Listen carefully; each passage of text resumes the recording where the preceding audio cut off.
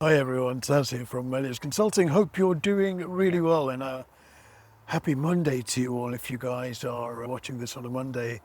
Back in Dubai, as you can see, after a wonderful week in Sri Lanka.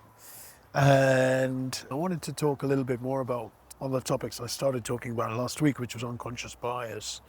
So I was out in Sri Lanka helping a financial services business and their leadership team handle unconscious bias, understanding what it is, how you become aware of it, and how you mitigate it, and also where it rears its ugly head in the workplace. And I think that's what I wanted to focus on this week, is talking about where we see unconscious bias in the workplace and what are some of the better ways to mitigate it. We focused on three areas last week, and I guess one of the most obvious places, and I think one which probably most people would say straight away, where unconscious bias raises its head, is in hiring, of course. And we see it all the time, don't we? We see it all over the world. It's not unique to Sri Lanka or this particular organization, but we see it all over the world, where candidates are rejected for not having industry experience. That's a bias. Very rarely is it a must have. There are exceptions, but very rarely is it a must have.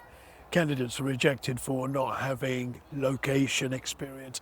Again, organizations are losing thousands of candidates' talent all year round, all over the world, because they hire with these biases.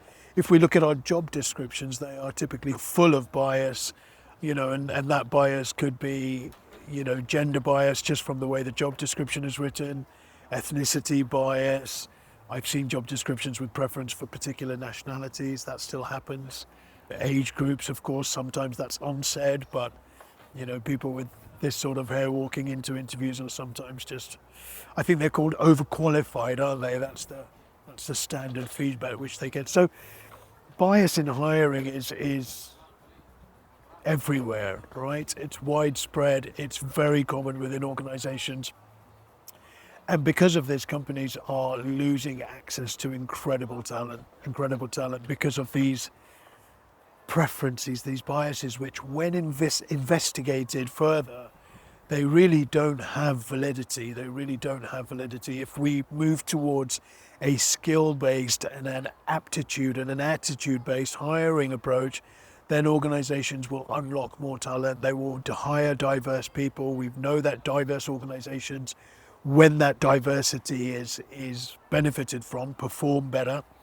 So organizations are really struggling with bias in hiring, and it's one of the key areas where I would recommend to leaders out there, whether you're an HR leader or a business leader, I would recommend that you focus on fixing quickly, because small changes, big impact, big results. And bias in hiring is really going to affect your business.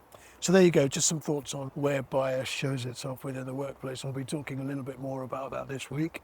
Hope you join me for future videos. Hope you enjoyed this one. Let me know your thoughts in the comment regarding bias and where you see it, particularly when it comes to hiring. We'll talk about other areas later in the week, but where you see it in hiring and what your experience is, and ideally, of course, how you've been able to tackle it, because we're all here to learn together. Hope that's been useful. I'll talk to you very soon. Have a great Monday. Cheers. Bye-bye.